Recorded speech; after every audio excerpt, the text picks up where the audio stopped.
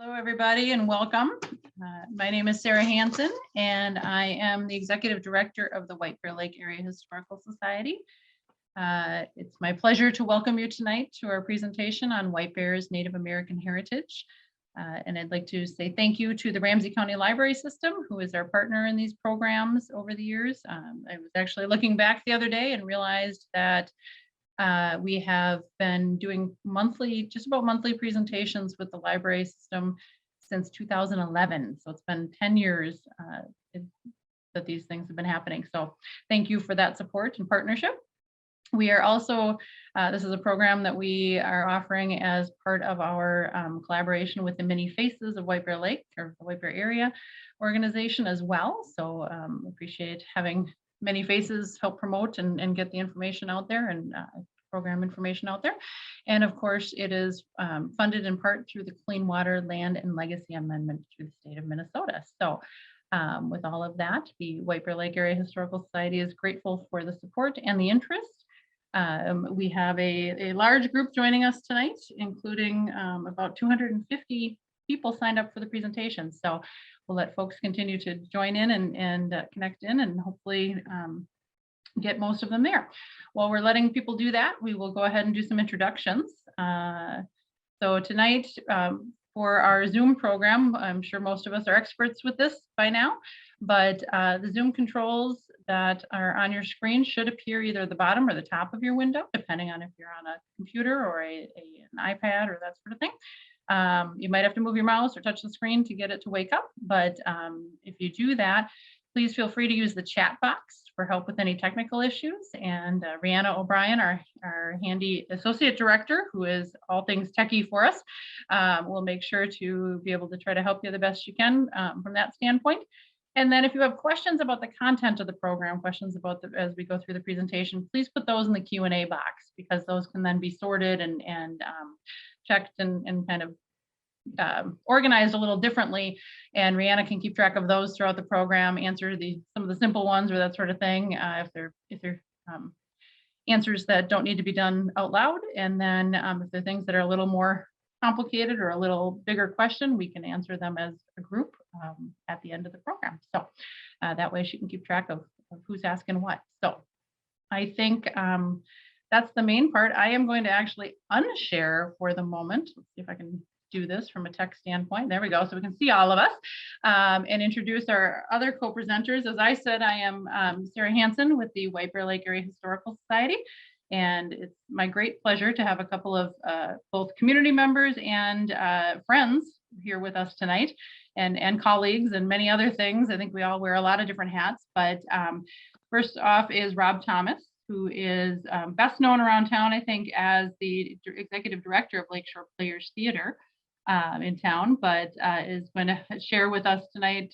He's also a board member for the White Bear Lake Area Historical Society, and is going to share with us from his perspective of growing up Dakota.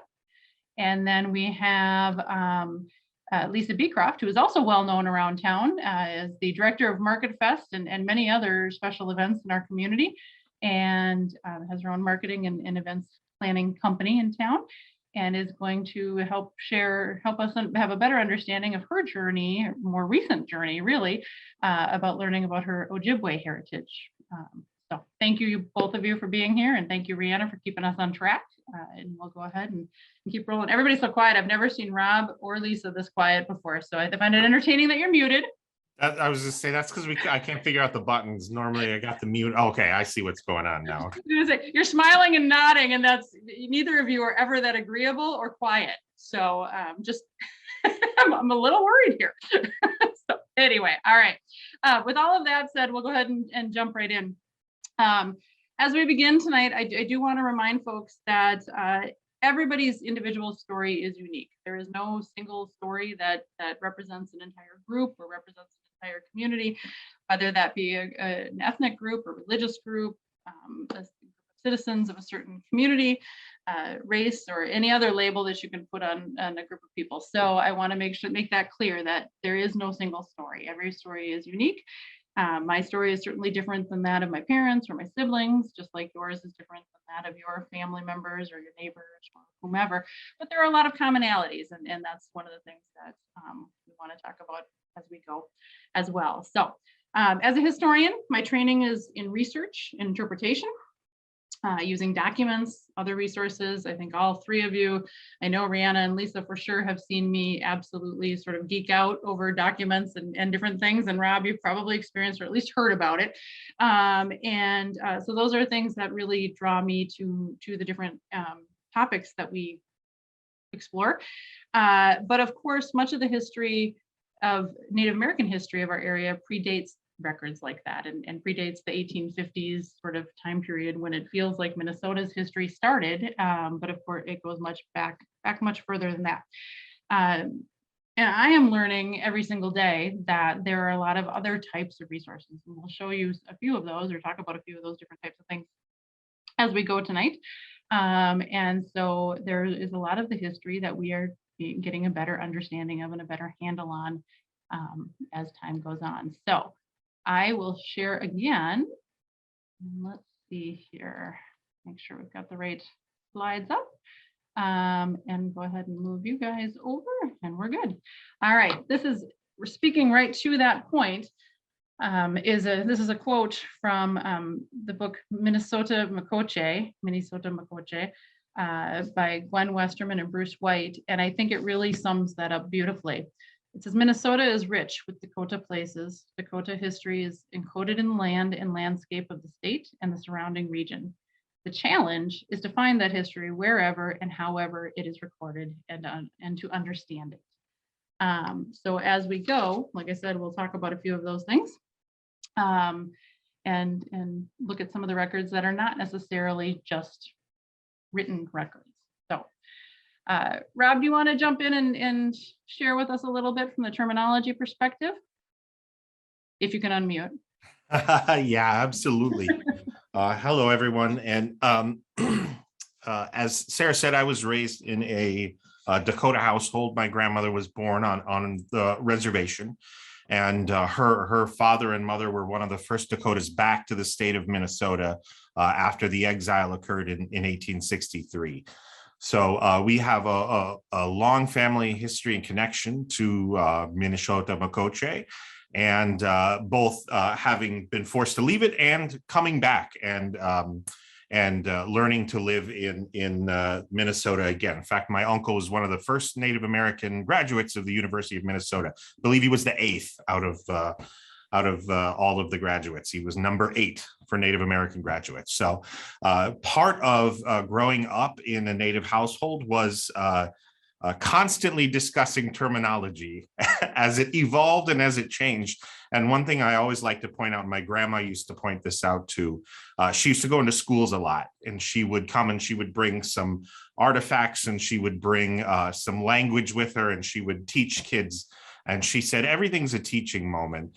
And one of the things I always like to say is just because it was called something once and that name is no longer acceptable doesn't mean necessarily that people were bad for having called it that.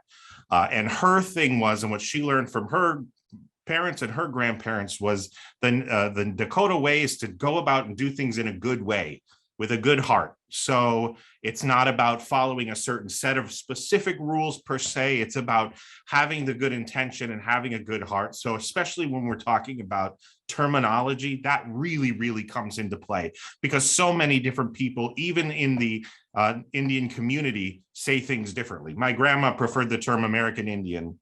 That's what she used almost constantly. She said anyone born in America is a Native American. So she didn't like that term. But I use the term Native American, and Indigenous is probably one of the most popular terms to use.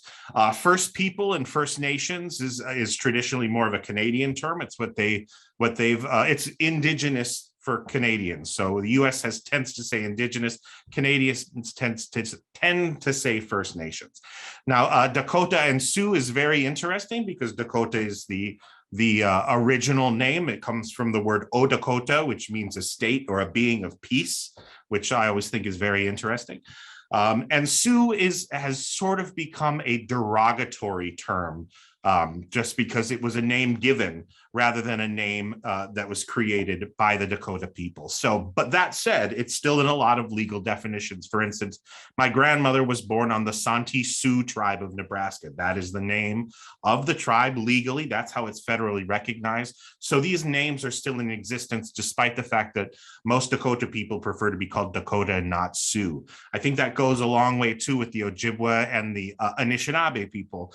Chippewa was a word that was used pretty frequently to describe that group of people, but that has sort of taken on negative connotations also because it was a word created to describe the people and not how the people describe themselves. So Ojibwe and Anishinaabe is probably the more acceptable term when you're talking about of some of our Native American friends up north. Perfect. All right. Thank you for that. And as Rob indicated, and I think that as we go tonight and as we go forward from here as well, on to other things, again, respect is the big piece and coming from a good place. And that is absolutely the tenor with which we want to continue. So, all right, I will give a little bit of a historical perspective, and then we'll kind of bop back and forth with Rob and Lisa, and certainly both of you pipe in, as I said earlier, if there's anything you want to add that I haven't said. But so our community, our area that has become known as Minnesota today, has been inhabited for centuries by Dakota people, and the area where the Mississippi and Minnesota rivers converge is recognized as the homeland of the Dakota, and is known as Bdote, which means where the two waters come together, roughly. Until very recently, historians haven't really understood that, haven't understood the importance, the significance of that actual place. And it's something that a greater effort has been put into to help us all as a community better understand and respect what this connection means to so many, and be able to interpret that and understand it more so. Interestingly, we know from resources available, including maps, that's one of those resources that I really like to get my hands on. And so you'll see several maps as we go, but resources including maps like this one, which was done in 1843 by Joseph Nicolet. And it's a map of the hydrographical basin of the upper Mississippi. So this is essentially an early survey trying to understand what was here, what resources were here. And so, of course, Minnesota is what we know of as Minnesota today is roughly in this realm. And you can see a lot of things identified there as far as lakes and other things. We can't make them out, but I promise we're going to get a little deeper into it, a little closer, so you can read them. This is very specifically our area, but I wanted to give a sense of what the bigger area looks like. If you look more closely and see things like Bears Lake, which is actually White Bear Lake, you can see other references, both interestingly in a translated version like Black Dog, and also in the actual native language, the Mide Wankatan. And of course, I don't do it nearly as well as Rob can, but I'm learning, learning as we go. But anyway, what's significant here, and something that was pointed out to me several years ago, was the fact that the things that made it onto this map are interesting, because of course not everything is here, not everything is listed. And so the things that made it onto this map in 1843 are things that were described as significant, things that were worthy of mentioning and pointing out and recording. So when Nicolet came through the area, he was talking with native guides, he was talking with people and trying to understand, and didn't just walk along and record everything that was here from his own site and his own perspective, but he was gathering information from the people who were here. And of course, those were almost entirely native people at that point. And so the indigenous people provided their perspective. And so I think this is a really interesting capture of that, if you will.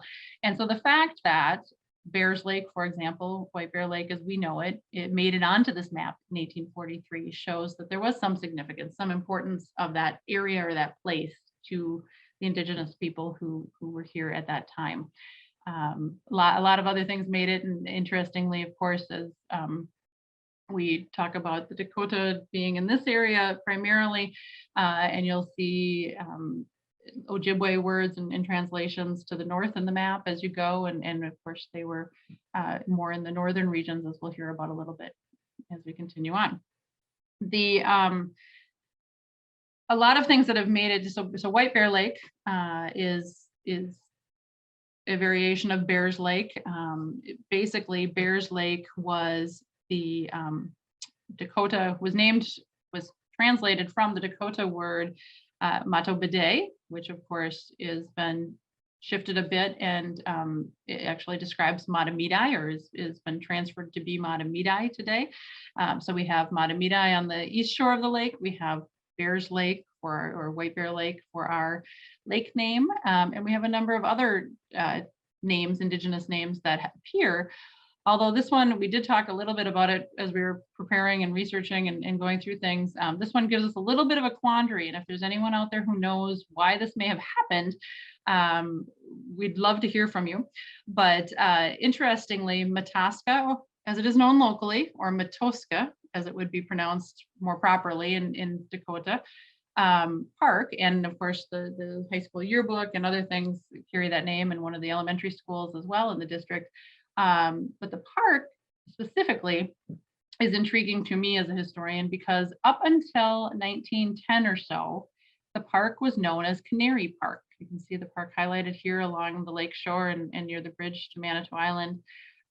It was known as Canary Park in all of the city records, all the village records, I guess it would have been, from the point at which it was platted in 1871. It was designated parkland at that time. And then it wasn't until the spring of 1911 that it shows up as Mataska or Matoska Park. So we don't know if that's just a nostalgic sort of throwback or what the idea was at the time, but kind of an interesting shift all of a sudden. So again, if anybody has ever heard a story about why that may have happened, please clue us in, because that's one of those things we'd love to be able to piece together. So other areas or other things that appear in our community that are interesting in that same vein would be, of course, Manitou or Manitou Island.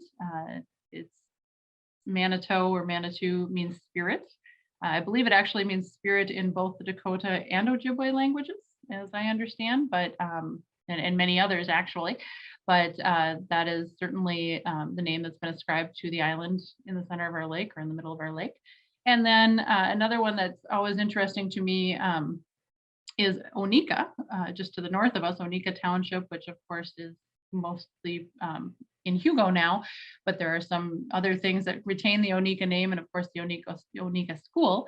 And the other thing that we talked about a little bit as we sort of put things together here, some of the other influences and impacts that carry forward evidences include things like Rice Creek and Rice Lake.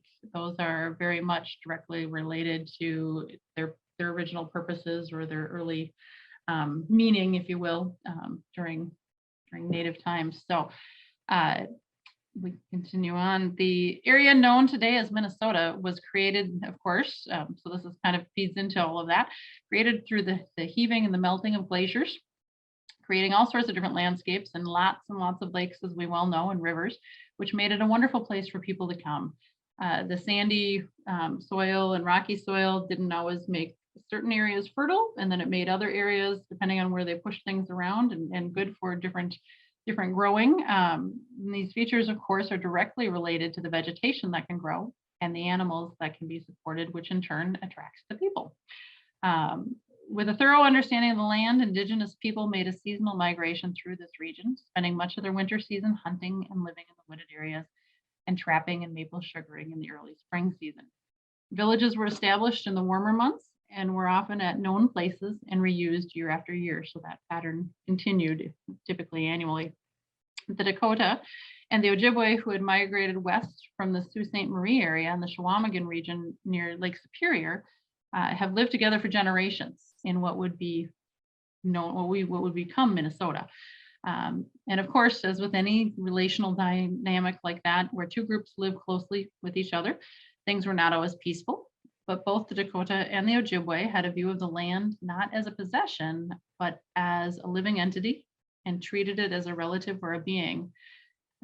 The region just to the north of our area, this is a little bit near north, but it just not far beyond that, is often referred to as the middle ground, or sort of that kind of buffer zone, if you will, and was a fluctuating area whose boundaries changed depending on the resources and the seasons and what was sort of going on, but was actually delineated eventually through treaties and other things, and really kind of drawn distinctly.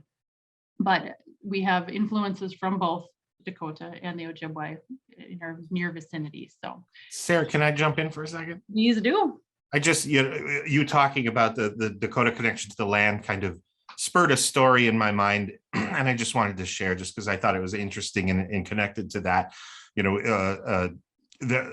There's a phrase that they used to say Indians used every part of every animal, and for the most part that's true. The Dakota people saw what we did with nature as a trade, as a symbiotic relationship. So when hunters hunted or when gatherers gathered, they would trade something with the land when they took something. So a lot of times when a deer was killed, they'd kneel down, they'd say a prayer, and they'd offer some tobacco to the earth to sort of give thanks for the deer and to sort of trade and barter for that deer, for the sustenance that it would provide and for the tools it would provide. And I remember I was out with my grandma and my uncle one time, and we were picking sage to dry and use for ceremonies and things. And we were in the car, and we pulled up and we were picking sage, and I said, "Oh shoot, I didn't bring any tobacco." And Grandma said, "Go get coffee. Go get the coffee out of the car from the holiday we stopped at." So we grabbed the coffee and she poured it on the ground. And I said, "What is that for?" And she said, "Well, we trade things that we consider things of value. And at one point, our people, we traded for coffee because that was something new to us and something we hadn't had before. So we used to trade for coffee all the time." So she said, "I think that's a pretty fair trade for this sage." And I just thought that was an interesting incorporation of something traditional and even ancient at times, that trade, even incorporated in today. I mean, that happened in 2012 or something like that. So I thought that was, sorry, I just jump in with a story. Nope, that's fair. And I think you're speaking my language, because coffee is very valuable in my world. I would take that as a trade most days. So wonderful. All right, we'll continue on. So another sort of physical impact or representation indication or indicator of a Native presence in our area. It comes in the form of grandmother oak, which is, still is, I guess, in some ways, but was a Dakota marker tree that stood on Lake Avenue. It was actually more than 250 years old when it died in 2016. And this is a perfect example, it's a prime example of something that where we can learn from that is not court records or census records or minutes or even letters or whatever, but a non-traditional form of learning and a record. So the idea of the marker tree, or actually I'll go back for a second, the idea of the marker trees is that they were used as wayfinding tools, particularly by the Dakota, and they would be manipulated when they were very young, and the branches would be twisted and turned and made to point certain directions to help, almost like signposts, to help direct people. And this particular tree stood on the shore of White Bear Lake at Lake Avenue and Moorhead, and actually pointed the way to the island. And it's believed that the island was a very prominent maple sugaring camp. And in fact, in reading, I was going through some of the more traditional records that we have and reading the handwritten surveyor's notes from the 1840s when the area was first being surveyed in preparation for statehood and all of that. And the handwritten surveyor's notes record the trees and the soil and all sorts of different things as you go through an area.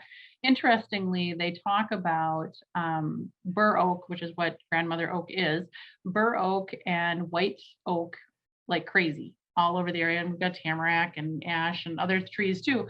Not a lot of maple showing up, but when you hit the island, there's a pretty distinct presence of sugar maple. And so I find that very interesting, because that was the whole idea. That was supposed to be the attraction to the island, was that there was a sugar camp or ability to go in there and tap the maple trees for sap. The other piece, of course, being that it was on an island, the idea or the theory is that it was probably more protectable, more defendable space in case there were any issues. So also, good from that standpoint. But the marker tree stood just about here on the shore, and you can see how close it is to the island. If you look at this is a 1932 aerial photo of the island itself, and the water was incredibly low during that time period, during the Dust Bowl kind of era. But you can see how low, how marshy it is. And in recent years, when the water has been low, you can see how marshy it is, and how it would be very much possible to more easy, I think, to get through that area, I guess, than to come from another side or the distance from another area. So it would make sense to point to that vicinity. Interestingly, the tree died. There was a storm in 2016 and the tree went down. And so it has been used as a teaching tool since then. Fortunately, it was something that a local historian, Mary Jane Living, brought to our attention and helped rescue portions of the tree and bring it so that we can learn from it and use it to help tell the stories and see what we can find out. And so Jim Lane, who is a science teacher over at Matamidi High School, has been working with the tree and with his students for the last several years. Interestingly enough, they have discovered by counting the rings and doing a lot of the typical things that people hear about doing with tree cookies, that the tree dates back to the 1750s. So it was definitely here pre-settlement, pre-European American era, and shows a number of things. A couple of the things that he marked on this slide in particular from the tree cookie is the eruption of Tambora. And if you're not familiar with Tambora, it was a volcano, a super volcano, basically in Indonesia, or is a super volcano in Indonesia, that erupted in 1815 and actually caused what scientists refer to as the year without summer, because temperatures dropped. It gave this haze literally over the globe, all over the world, and affected us here, and as well as all across Asia and Europe and the other side of the globe. And ultimately, it's interesting, but there have been a lot of social science theories that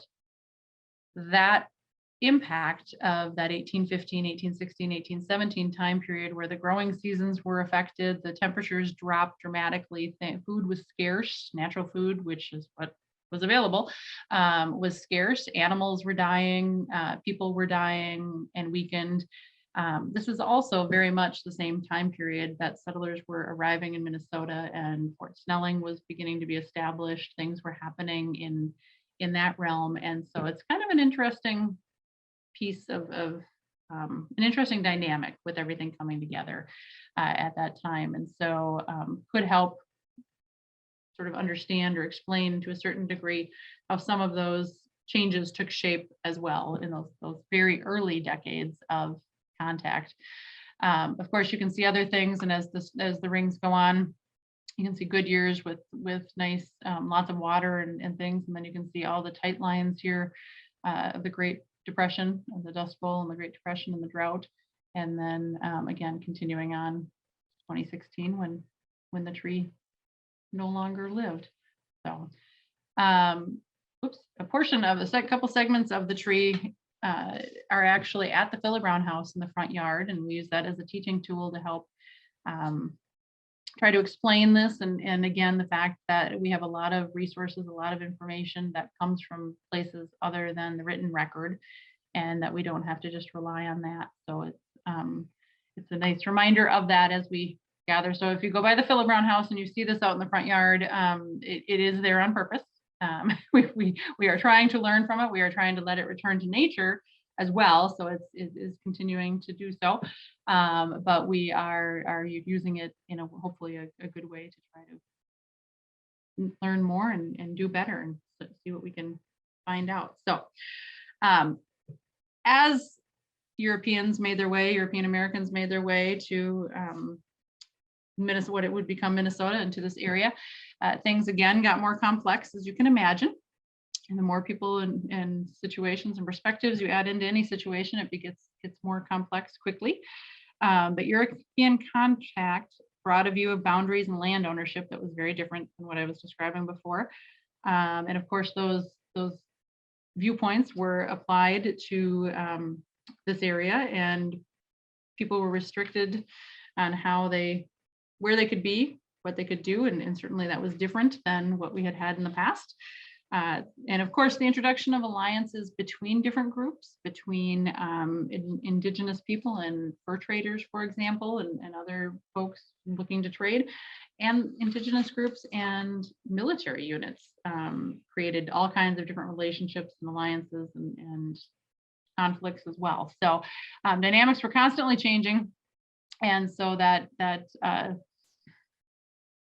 caused lots of shifts and things to change, to move, and as time went on. So one of the interesting things that carried forward from that sort of point of contact time period is the legend of White Bear. And many of you have probably heard the legend. It's one of the most often asked questions we get is, can you tell us about the legend of White Bear Lake?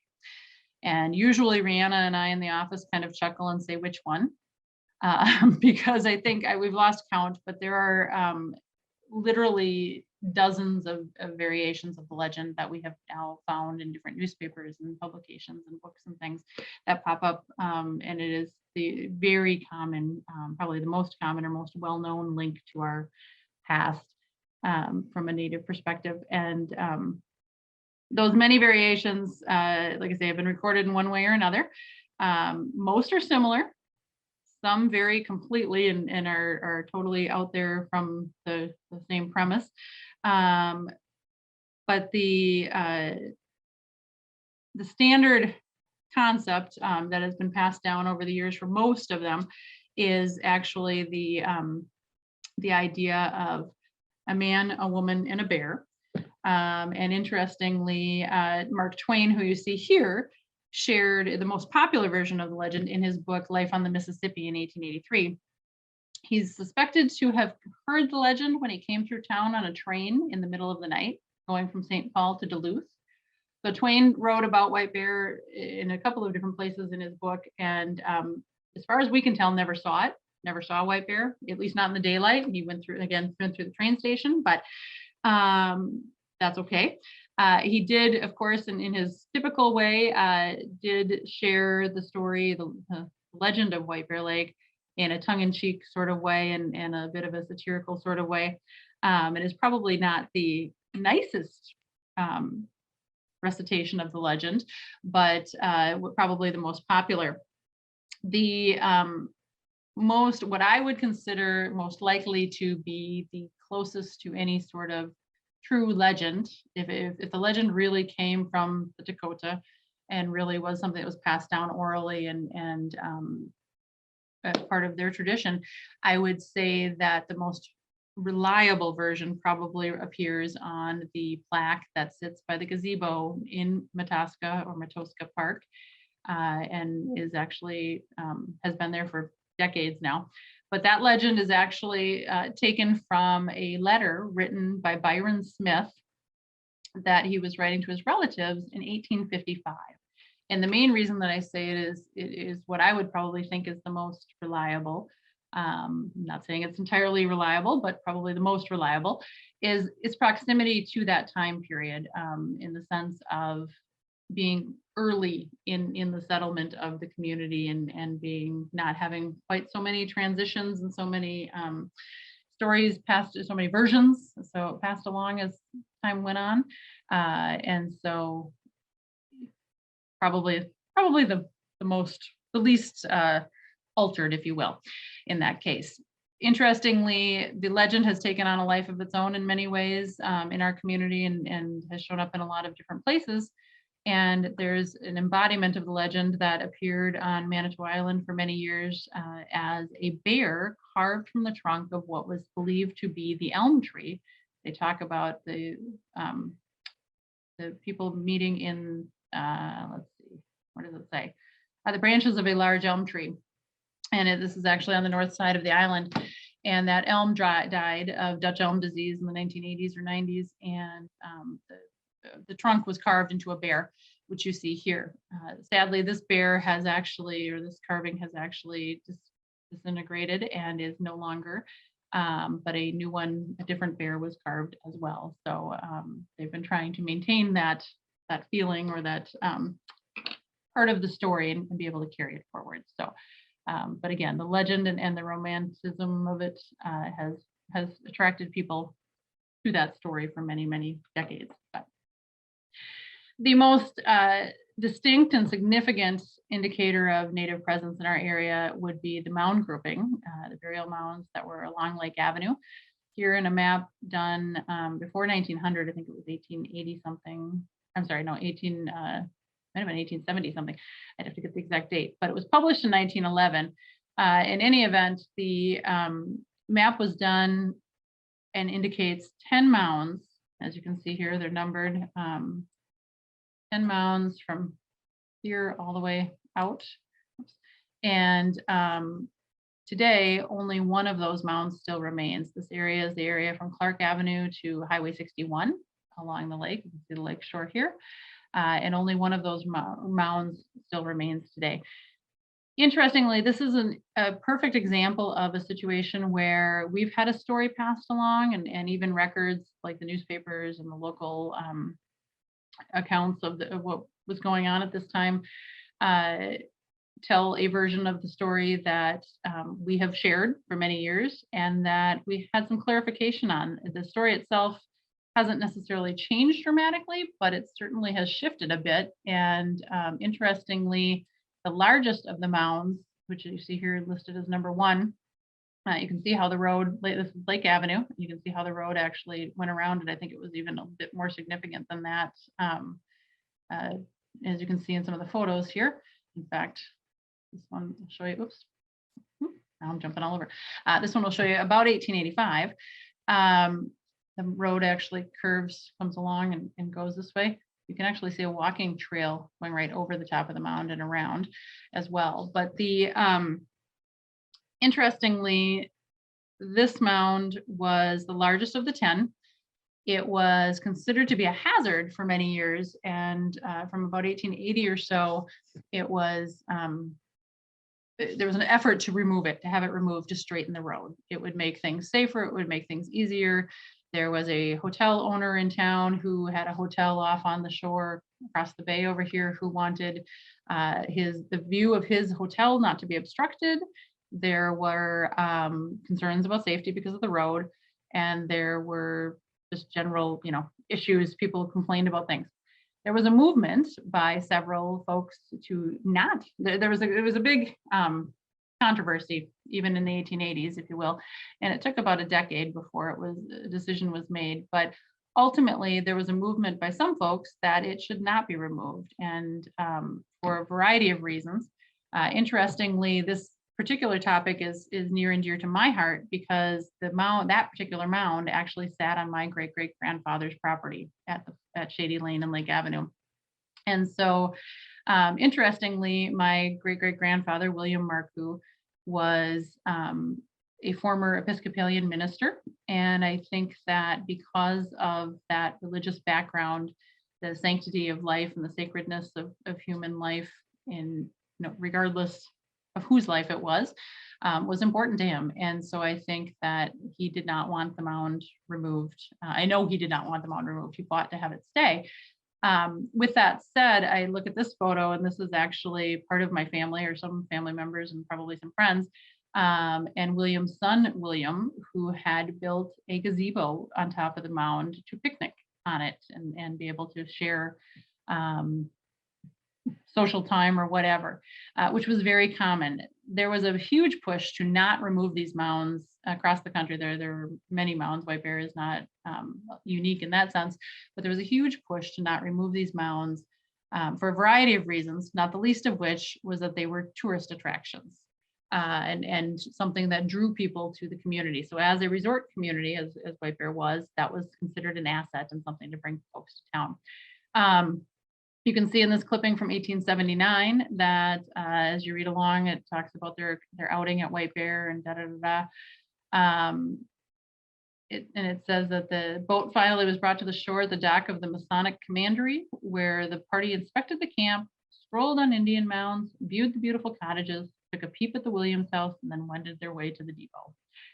So it was very much just considered to be one of the attractions at the lake. Another example, this is actually from a collection of stereo cards by T.W. Ingersoll, who was a local man, local photographer. And this is part of his White Bear Lake Views set that you could purchase. So it was sort of a souvenir you could take home, and you can see people are on the mound and around the mound. This is actually my great-great-grandfather sitting on a bench near the mound. But an interesting piece of the history there. The controversy kind of came to a head when the Wheelers, Nellie, who you see here, and her brother Charles, and a friend of theirs, Belle Delano from Stillwater, all came out in a carriage, and they'd come to Matamidi and made their way around the lake to visit and see what was going on. And they were out and about. And this is where the story sort of diverges from what we thought we knew previously, and what we've been told through the years and looking through the newspapers and things. Nellie and her brother and their friend Belle were in the carriage going along on their route. And as the story we used to tell was told, they went past the mound, and it was the horses spooked. The horses took off, the carriage overturned. Mr. Wheeler, Charles Wheeler, was ejected from the carriage, and his head hit a tree, and he was killed instantly. At that point, some of the local resources basically blamed that the horses spooked, or said that the horses spooked because of the spirits from the mound, and that that was too much, and the mound had to go. Interestingly, we were able to locate recently, and these are clearly not anything that hasn't been there or hasn't been available. You can see from the packet here that this is an older set of documents, but these are Ramsey County District Court documents, and this is actually, these are the transcripts and the files from the court case when the Wheeler family brought a lawsuit against the village of White Bear, saying that their road was unsafe, that there were obstacles in their road, and that is why their son died, and why Nellie herself, who you see here, who was actually the one suing in the case, but she was a minor, so her father had to step in. Nellie had damage to her knee and her lower back, and was suing the village of White Bear for $10,000 in 1888. That's a significant amount of money. What I found interesting in the testimony, because the transcripts and their maps and the whole shebang in the court records, was that the accident actually happened over near what we think of as Boatworks Bay today, over near the VFW or the Kowalski's area, the shopping center, and Boatworks Commons over in that area by Tallies and whatnot along the lake shore there. They were headed back around Lake Avenue, but didn't make it that far. And because there were trees in the road that were considered obstacles, and that was ultimately what caused the accident in theory, all obstacles in roads were then removed. And so within just a few months, the village actually did decide to take out the mound, decided to excavate the mound and remove all of its contents. Interestingly, that was done fairly quickly, and the remains were actually deposited then. You can see them prepping here and cutting down the trees, getting ready to clear the mound in April of 1889. And the majority of the remains were reburied at Union Cemetery. This happened in April of 1889, and a marker was not placed at the cemetery to mark that grave, that mass burial, until the centennial of that instance, so the spring of 1989. And we are often asked, this is Union Cemetery off of Highway 96, just south of Highway 96. You can access it through 2nd Avenue. We are often asked where in the cemetery, because it is marked, but not totally obvious. It is in the southwest corner here, the farthest southwest corner. And interestingly enough, over the last decade or so, there have been additions to that area. The bench has been added, and gifts have been brought, and people have, it feels like a very reflective place, as cemeteries generally do. But I think it's been growing in its significance to the local community over time. So with that said, those are kind of the big pieces from a historian standpoint that pop up and get talked about a lot when we look at Native American history in our area. I, at this point, would love to invite Lisa to come on camera and talk with us a little bit, or at least say hello again, and then potentially jump back off if you want to, but share your story and your perspective, because Lisa has started really diving into an active journey to explore her Ojibwe heritage just in the last couple of years. And so it's an interesting perspective. Thank you, Sarah. Well, as she mentioned, I'm Lisa Beecroft. I work and live in the community. My family actually has had a presence in the White Bear area for a few generations. And then when you start to look beyond my grandparents, then, they tend to spread out further across the state. But my family story is one of erasure, assimilation, and displacement. We did not know a lot about our family's history, and only as records are starting to go online have we found out more and more. So just from my sources, as I've been exploring my family, certainly my primary sources come from my mom and her brother, who have shared photos with me, shared stories, shared documentation. And then some of her cousins have also reached out, and we've collaborated and shared information. And then, of course, Sarah and Rob really have helped me just understand from a more, global perspective how this all fits together in the state of Minnesota. For secondary sources, I started out looking at ancestry.com and familysearch.org. And it can be a very interesting place to find materials that have been saved and shared across the internet. But it can also be confusing, and there's a lot of information out there, and matching it up correctly. Sometimes I think everyone's interpretation is different. So just making sure that you're getting the right documentation is pretty critical. Additionally, more recently, we had records come to light from the National Archives and from some of the Indian boarding schools where student records were released, and we found family members in those records. So I'll talk a little bit about that. And then I've been doing a lot of reading just on my own, because it's interesting. The more you learn, the more you want to continue to learn about your family and how it ties together. So the picture on the screen right now is my grandma and my grandpa on my mom's side. My grandmother, Vincenza Quaro, was Italian. She went by Jenny, so we called her Grandma Jenny, or Little Grandma. And her husband was George Hodder. They lived here in White Bear Lake, raised 3 kids, my mom and her 2 brothers in the area. And George's mom also lived with the family. And I heard about great grandmother Maddie from my mom, because they shared a bedroom, and learned a little bit about her. But in spite of that connection to family, my mom didn't know much about her history growing up, aside from the fact that she did know her grandfather, among other things, was part Native American. He was born and eventually was buried in Ponsford, Minnesota, which is up in northern Minnesota. That didn't really actually mean a lot to us. We didn't talk about it. We didn't go there. In fact, my mom thought he had actually grown up in Orr, Minnesota, although we've not found one family record that actually ties him to Orr in any way. And it was only when I started to look at some of the records that correlate with all this that I realized that Ponsford was on White Earth Reservation.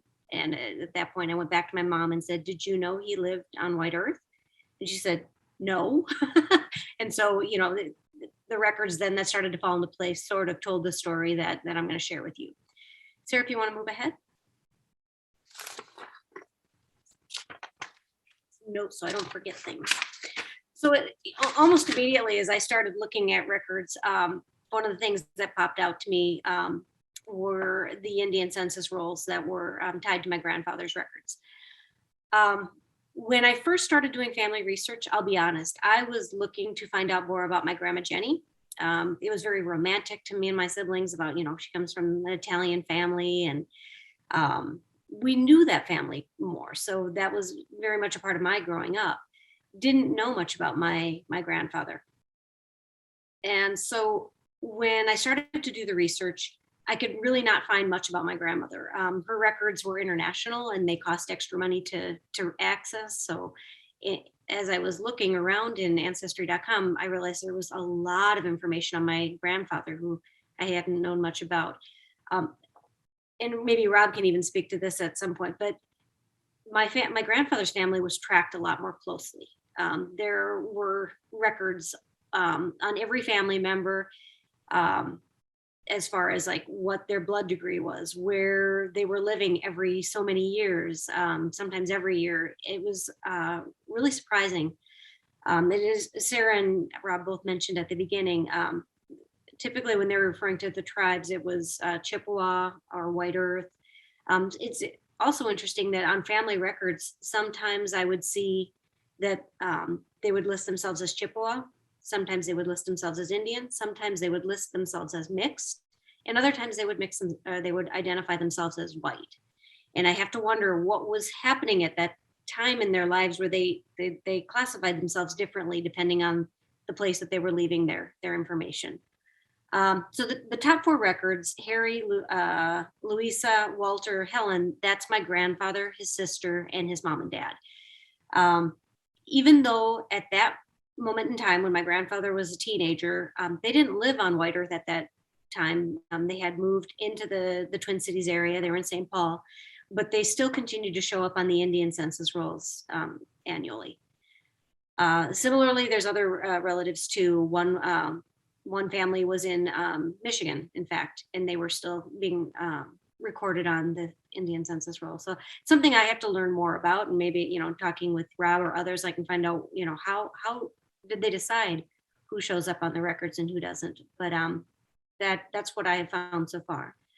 Sarah, want to go to the next record? So the records like ancestry.com gave me the opportunity to look beyond my grandfather. So I started to research both his mother and his father. Looking at his mom, Maddie Louisa French, came from, it varies on the records, but I hear anywhere from 10 to 13 kids in her family. You can see the picture on the left has the French siblings. Her father was John O. French, who was both a Civil War soldier as well as he was listed in different newspapers and in his obituary as an Indian fighter, which I can't imagine what it was like growing up knowing that maybe that was a part of your heritage, or that knowing it was a part of your heritage, and yet knowing also that your father was against that. But I don't know. I have seen some stories that were documented and seen some newspaper articles, and as I continue to dig into family records, I'll see what that brings. What I do know is all of the kids, or almost all the kids, attended Indian boarding schools in quite far away from home. The oldest of the sons, who I believe actually was a stepson of John French, was Napoleon Barrow. An interesting finding that we had through this was that he actually played football on the Indian football team, the Carlisle Indian football team, for Jim Thorpe. He's on the roster for that. And he went on and moved out of Minnesota eventually. The sisters, I think there were 7 sisters and a few other sons, one of whom passed away at age 12. We don't know why, or at least I haven't found documentation yet on why, but with the sisters, they went to Pipestone. And Sarah, if you want to move to the next slide. So when my mom would talk about this was one of the few things that she had heard from her grandmother, that she went to school in Pipestone. But I don't think it really occurred to me how far that was until I just did a simple Google map. This is not a historic map from Sarah. This is actually just Google, because I was trying to figure out, what did that mean? And so at the time that the kids were in school at Pipestone, family was showing residence in Detroit Lakes, or in the Detroit, Minnesota area. So they were over 200 miles away from home when they were at school.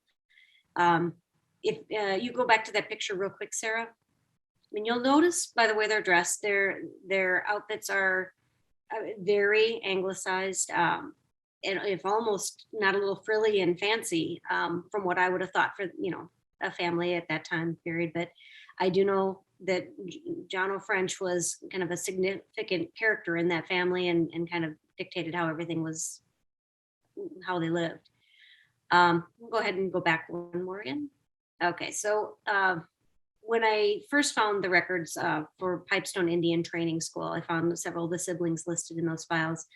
I brought that to my mom's attention, and she said, yeah, I knew that the family either attended Red Lake Indian School or Pipestone Indian School. Um, as it turns out, actually, a couple of days ago, I found a family member who also attended Red Lake. So I still have to go back and figure out how that all fits in.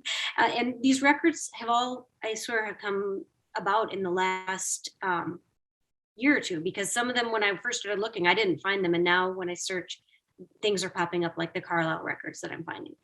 So if you want to go to the next screen. So that brings us to my great-grandfather, my grandfather's dad.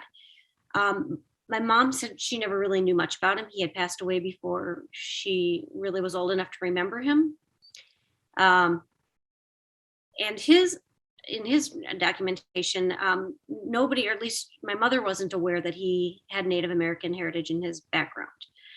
So when I found his records, I was looking at Napoleon Barrow's records in the Carlisle student database. And I just, on a whim, web searched French. I searched Hodder just to see what would pop up, and was surprised to find that Ari Hedwin Hodder had attended Carlisle.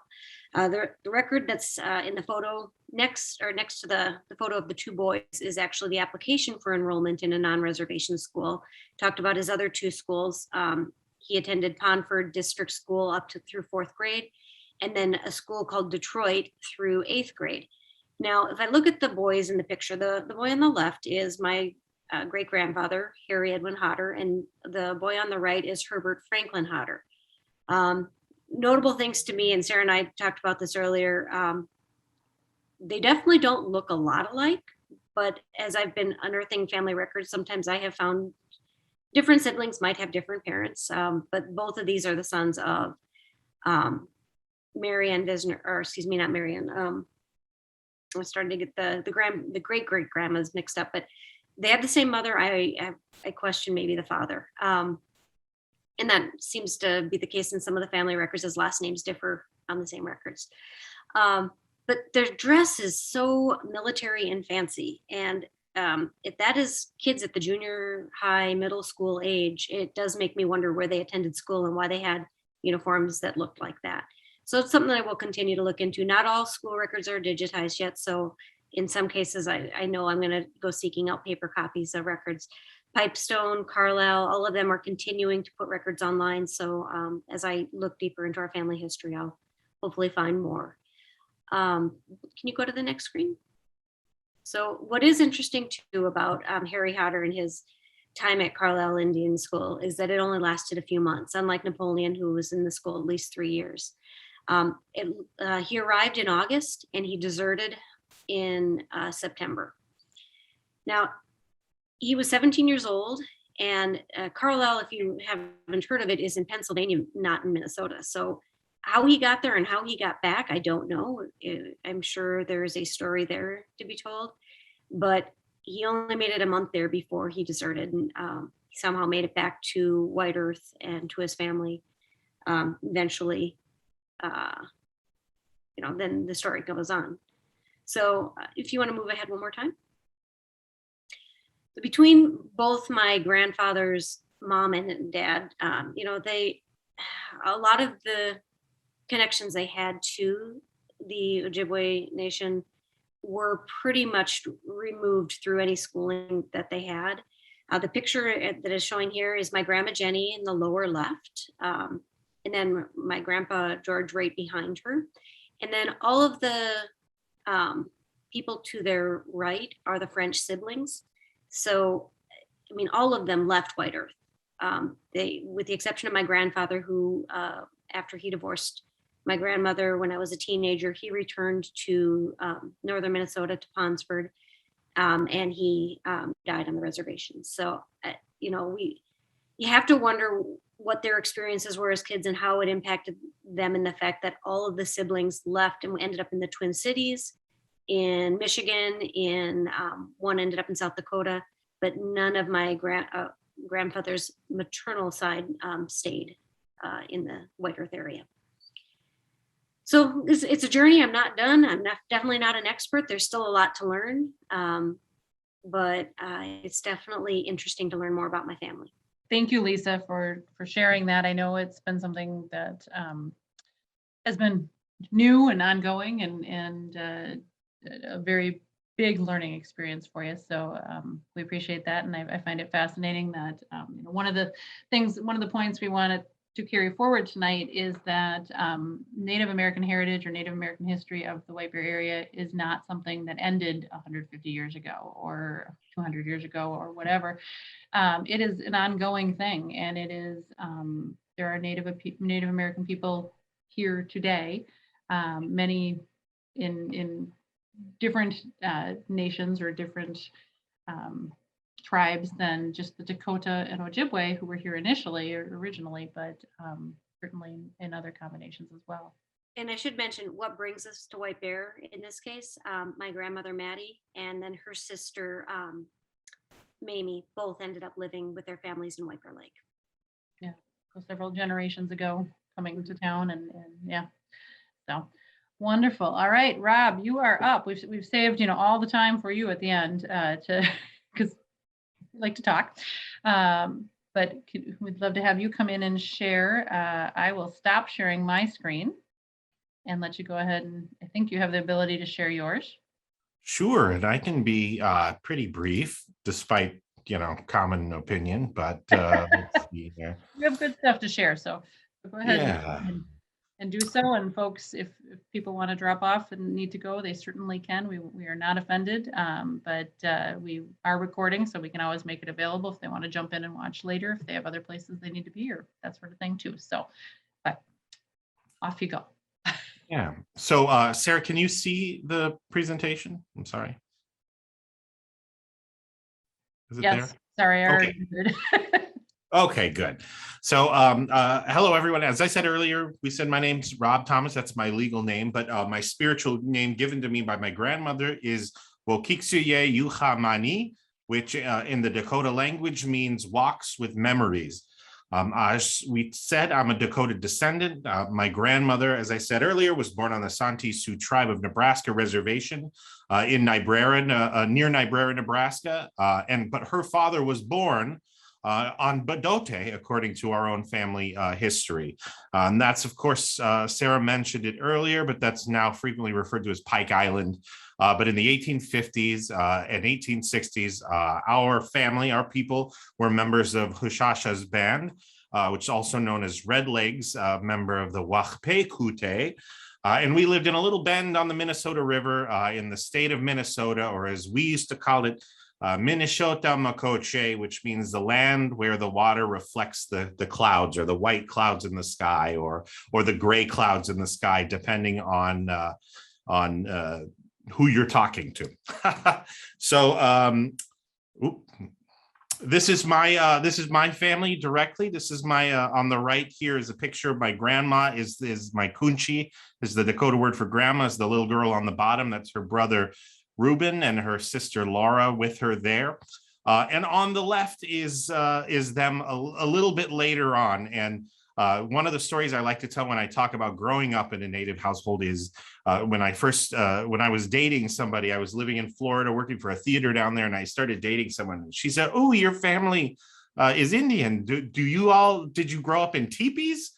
And I said, "Yeah, no, not really. We grew up in houses and things, but we do have teepees still, and we use them at ceremonies, and we haul them to powwows and all sorts of things." So this is my uncle, Reuben W. Keto Jr., Reuben Wambadi Keto. Wambadi means eagle in Dakota. This is his graduation picture from the University of Minnesota in 1959.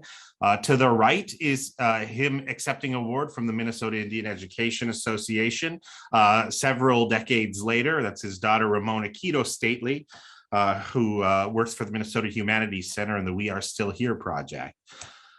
This is my grandma, my kunchi, Margaret Keto Butts. And on the left is a picture of her with John Fire Lame Deer. He was a chief, a Dakota chief, and she called him her uncle.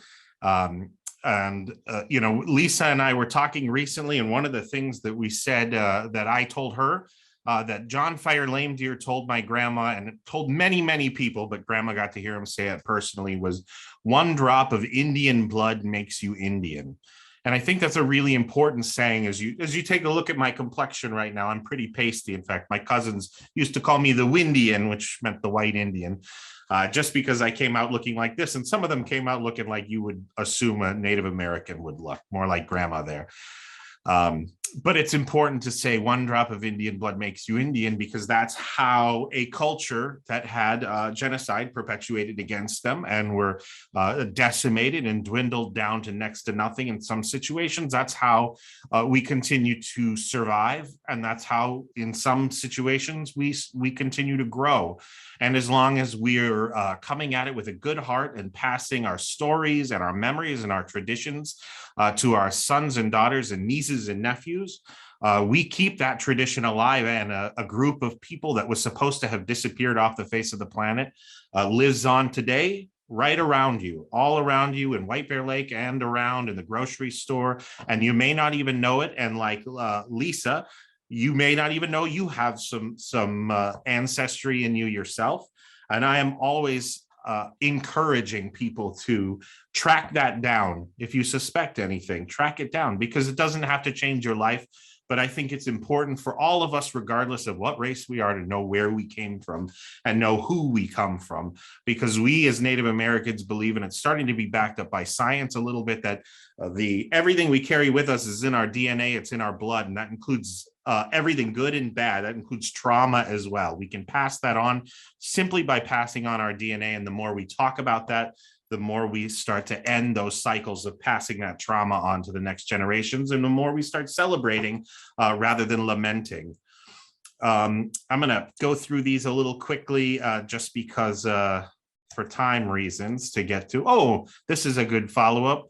Mutakuye Owasin, which means we are all related. It's how we end a lot of our gatherings. It's how we end a lot of our prayers. And that's sort of what we talked about earlier with that interconnectivity of us all being related. And this doesn't just mean people. This means the planet too. This means the earth, the resources, the animals. In a way, we're all connected. We're all related. And when we think about it that way, we respect each other a little bit more easily. These are my ancestors. And what we're about to do is we're talking about growing up Native Americans. So I'm going to take you through some pictures, and we're going to progress to today and sort of similar concepts, but just different time periods. So this is Maza Adidi, walks on iron. His name's Dennis Quito. It is the name given to him eventually. Pajahiayaween, she radiates in her path like the sun. Ellen Quito. This is Ellen as she started to get older with some of her family members around her. Then we jump a little further, and this gentleman right here is my grandma's dad. My grandma is right here in the flannel shirt in the front row. I don't know if you can see my mouse or not, but in the front row in the flannel shirt, that's grandma. So this is a big family picture. You can tell who the white side of the family is and who the Indian side of the family is pretty easily. My grandma used to like to joke about that because at family gatherings, her dad would just tower over people. He was just a big, big man. And this is my wedding. So this is the same thing. It's a family picture. It's a picture full of Dakota people, and there's a lot of white looking people in this picture too, but they have the ancestry. That's my grandma over here. My grandpa is white. He's mostly German ancestry. And so these are all my siblings and their spouses and my mother over here. And this is a modern Dakota family. So there's a lot of romanticized perceptions of Native American people. We got them from Western movies. I got them from Western movies and Dances with Wolves and things like that about how we expect Native Americans to look. But right now, today, this is what a Native American family looks like. These little nieces, and this one ruining my wedding pictures that we paid so much money for. Those are all little Dakota kids. And they're all growing up knowing about their culture, and they're all growing up going to wachipis and family reunions and powwows and ceremonies.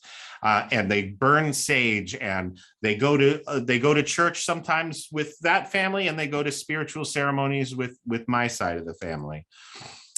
This is a group of Dakota people in the late 1800s, and This is a group of Dakota people today. This is at Fort Snelling. This is down on Pike Island on Bdote, where the U.S. military had set up a concentration camp to keep my great grandmother Pajahiayoin and her family. She was in that camp down at Fort Snelling with 4 of her kids, and then shipped on a riverboat down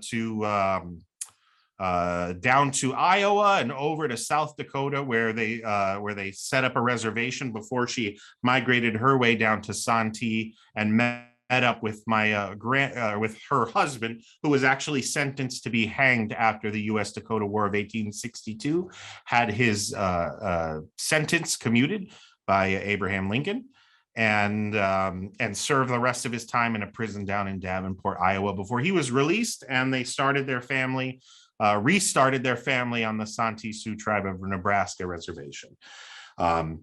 So I think that might be it. So I'm just going to stop sharing, and I just wanted to mention the difference between growing up not knowing your heritage and growing up knowing everything about your heritage.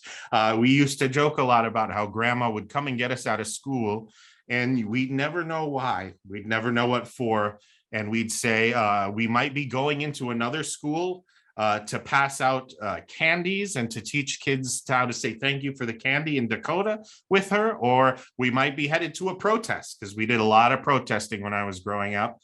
Grandma did a lot of protesting all through the 80s and 90s when she lived in California, and then we continued that tradition here in Minnesota. So we never knew where we were going to end up, and we always knew that it was going to be an adventure for sure, because we came from a very activist family. And we grew up knowing the one thing that we didn't have was our language, and there's a reason for that too, and that's because much like some people in Lisa's past, grandma's grandfather thought it would be easier on their family if they didn't speak the language. If they were always speaking English and they dressed the right way. Grandma used to refer to it as walking in 2 worlds, walking the red road and walking the white road, she would say. And you had to strike that balance of maintaining your culture a little bit in your heart and in you, while still presenting in the white world. My uncle worked for Honeywell. He was negotiated defense contracts for Honeywell. And he didn't get that job by saying he was a Native American. He got that job by sort of pretending he wasn't. And then, as he started some Native American affinity groups, but he was taught not to speak a language because he knew that would go against him in life. So that's one thing that I'm working on. But more importantly, my nieces and nephews are going and they're learning the language. My niece lives with us. She's in the Indian Studies program at the University of Minnesota, and she knows more language than I'll ever know already. And she's just starting her journey. And that's, I think, what's critically important is to continue for our family to continue raising them in a Native household, in a Native environment, and passing on, we're a big storytelling family. And the reason Grandma calls me Walks with Memories is because I was the first person sort of in the family to think about documenting anything, because we've told stories for years and for generations, and we tell stories all the time, and every time we get together we tell stories and we laugh, but nobody ever thought to write it down until about 2010 or so, when I started doing some deep research into our family. And as Sarah pointed out, this information has always been there. History is history. It is what it was, but our access to things change, our access to documents change, our access to more information changes. Libraries open up where you can actually go in and see things that you couldn't see before. Things are digitized that were in archives, not to be touched by human hands for years and years. And so history doesn't ever change. That doesn't work that way. But the way we see history and the way we interpret history changes based on new information that we have access to. And that's what's so cool to me about history, is there's always new ways to track down information. And I think of Lisa and her journey to find her ancestors, and how much harder that might have been 10 years ago, and how much harder it would have been 20 years ago, and how much harder it would have been 30 years ago. When my grandma and and her brother and sister started delving deeper into our family history, that was the late 70s, early 80s. And that was hard to find information back then. You had to go actually physically find old newspapers or a microfiche, and find the right microfiche and one that hadn't been damaged or water damaged in a flood or whatever. When I started, I had the easy. I'd go to the Gale Library at the History Center and I could look up just about anything down there. But even since then, even in the last 12 years, things have gotten considerably easier to access. So that's just a short little talk about growing up Native and that we are still here today. And that's something that I think is important. We're not all in teepees. We don't all wear the clothes, although this is my really cool beaded hat. We don't all wear the regalia. We may not know the language even, but that doesn't mean we're not here. We are still here. Thanks, Rob. That's fantastic. And I want to say that I know that the research that you did and the interviews you did throughout your research process are, I'm sure, incredibly impactful to your family because, and beyond, of course, but like you said, the ability, the other piece that I often think about as a historian is that we are at the mercy of what has been collected. If those things have not been collected and saved, they are not going to be here 100 years from now. And often it's the government records or whatever, but those letters, those photos, those stories, those whatever. So that is so critically important. So I know we are well beyond our usual time. And I think the number of attendees joining us tonight and registering for this and the amount of interest we've gotten and the fact that we've had folks hang in with us this long speaks a lot to the level of interest in this. And Rihanna, I'm guessing we have a number of questions to address or try to address. We're going to try. There's an amazing amount of questions and it's fantastic. I mean, I really tried hard to keep up. So I'm going to try to have a hard job tonight, I'm guessing. Right.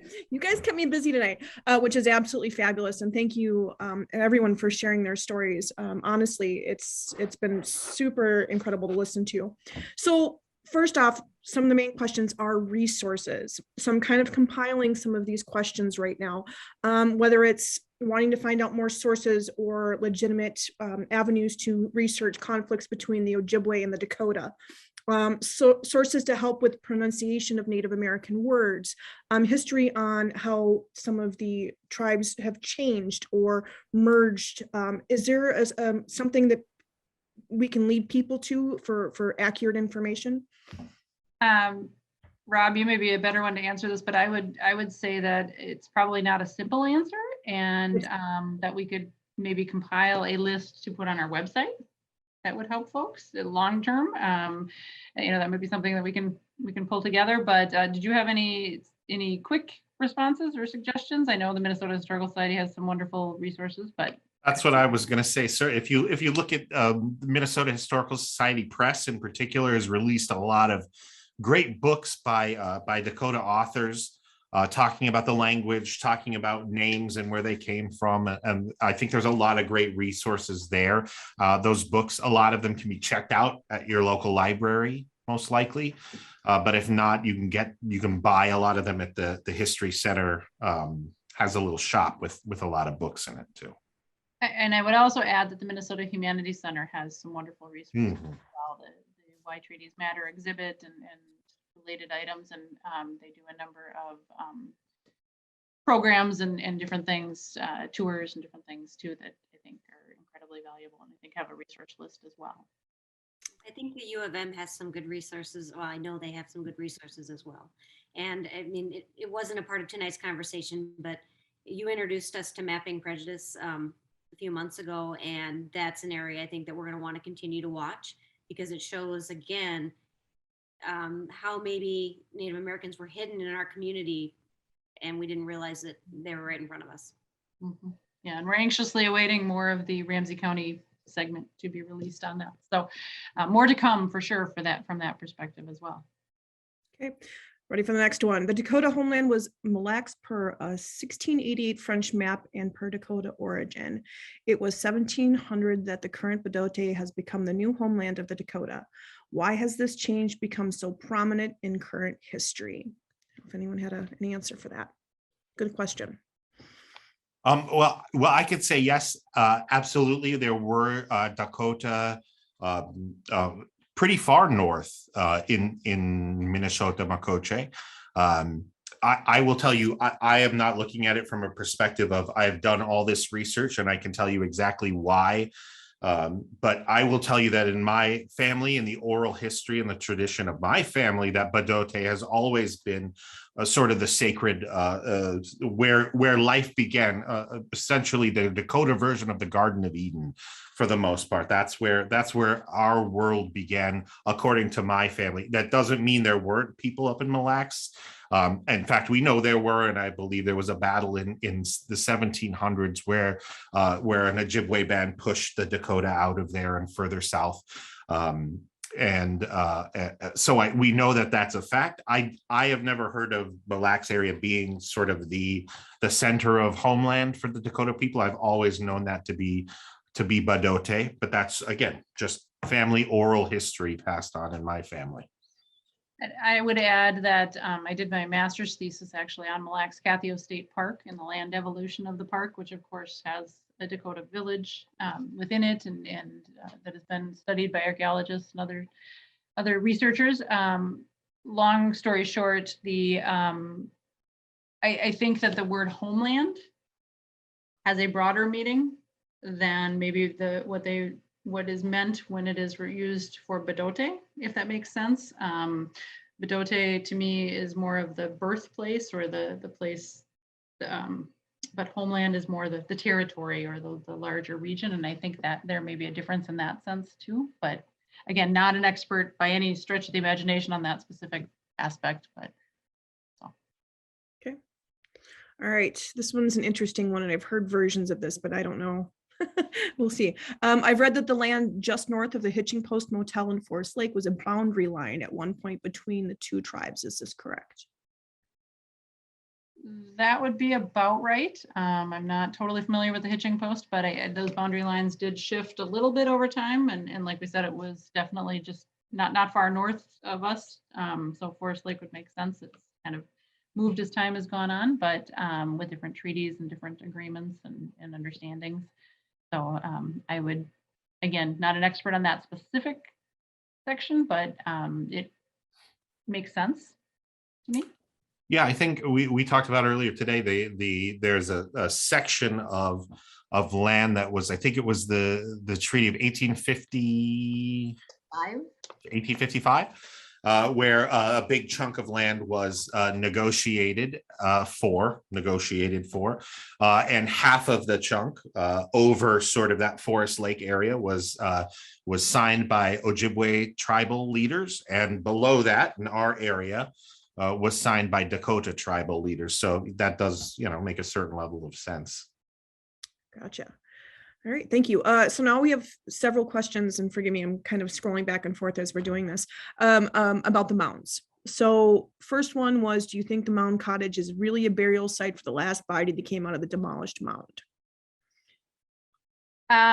That's an excellent question and a very personal question for me. So the story that's being referred to is the idea that that there were essentially the equivalent of 19 human skeletons that were removed from remains that were removed from the mound. And the story that's always been passed on in our family, because it was our family's land, is that 17 of those remains were removed to the mass burial at Union Cemetery, and then 2 sets of remains were reburied on the property at the insistence of William Marcoux, my great-great-grandfather.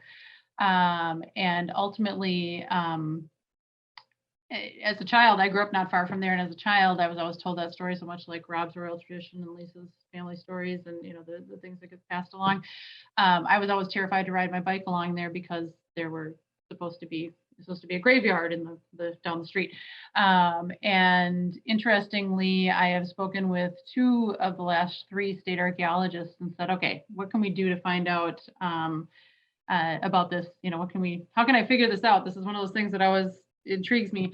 And the answer from both has been, there's really no way to do it except dig that space up again, and that sort of defeats the purpose. So there has been talk about some LiDAR technologies, scanning and that sort of thing that can happen. But I personally believe, yes, that has happened, or that there were remains placed there. But I can't prove that. And I don't know that we'll ever know for sure. All right, next 4 questions, still about the mounds. First off, what was someone asked what the original purpose of the 10 mounds were? Age of the Indian mounds? Okay. Okay, you want to take one at a time, or? However you want to do it. So any of you can jump in and help with this, but the purpose ultimately almost always was ceremonial and burial. Often the mounds, we didn't get into this specifically, sort of the process of building the mounds, but often the mounds were added to, they're cumulative and continue to be additional burials, and mounds are made higher year after year, kind of thing, is my understanding in studying the topic. But and sometimes they were used for ceremonial purposes as well, but that's the purpose. Mounds were used for centuries and millennia, really. There are mounds that date back, I believe date back about almost 25,000 years is what I understand. Rob, I don't know if you have anything to add to that end of it, but okay. From my studies, yes. All right, so the mound by the tracks at Buffalo in 61, was that not considered part of the 10 mounds? I don't know if it showed up on the map or not. That was not considered part of the 10 mounds. The ones that were recorded by Brower were between Highway 61 and Clark, and really just a block or two back, so not along Lake Avenue, so not at all beyond that distance. Okay. There are definitely others in the vicinity. Right. Okay. And this is something going back to the marker tree. Has there been any kind of historic marker placed where the grandmother oak was? Not yet, but that is actually something that is in the works, hopefully for 2022. That's what I figured was a good question to ask. And then we just have a lot of people just sharing some of their thoughts and some of their own ancestry, asking questions. It's actually really, really a thoughtful conversation. Everyone's learning from each other. Let's see, I've got a couple more open ones. And then Lisa, have you found other names for Native American groups in Ancestry.com? I believe I am Native American, but haven't seen it documented. Ask that again. It says, have you found other names for Native American groups in Ancestry? She's looking for some avenues. Boy, I'm not sure. Sure. I think each individual case is so specific. It's hard to probably answer that in this one. But so I'm going to ask. I'm going to lean on Rob and Lisa and Rihanna going forward here. If we could, in the next 2 weeks, come together and try to pool a list of links or resources or things that, and I don't want to. We by no means are the 3 of us or the 4 of us. They're experts on research in this area by any means, but we can certainly help share some of what we've learned and how to approach certain things and what resources. Absolutely. Yeah, so much of what mine came from were primary resources from family members, but then also stumbling across family member documentation. I will say, I've been reading a lot of books, and as I'm going through the books, in the back in the index, I would then further look for last names that I recognized, and that would take me down another path. Somebody earlier tonight asked about Gerald Visner or Weisner, and I'm never sure if it's Weisner or Visner, how to pronounce that last name, but he is a distant cousin. And yeah, as soon as you see one name like that, and then you start to see it other places, then you pursue that. And I ended up purchasing some of his books just because I want to learn more. My mom says he is a distant cousin, but yeah, it's a really weird path. I haven't had like any good source to tell me where to go. Just things that I hear and see. Okay. And actually, I think you all have done a great job of answering some questions as I've been sitting here. So thank you for that. Looks like we are just about wrapping things up. unless anyone else had any other pressing questions. Once again, we are recording this, and we're going to try to email it out to our participants, but also please make sure to follow us on Instagram, Facebook, or check out whitebearhistory.org for those links. In the next, I'd say probably a couple of weeks here, we'll have that put out for you. Perfect. And I just put our website, whitebearhistory.org, in the chat as well, if people want to grab it or try to remember that. Because that's where the resources would be as well. And Great website too. Lisa does our web design. So, also, if you have other questions, you can reach us via email through the website. And we are happy to try to field those questions and continue the conversation. So. Thanks so much, everybody, for being here tonight. Thank you to all of our panelists and help. We appreciate it. And we appreciate all those who are chatting and engaging and having a good conversation. So, Thank you. good night, everybody.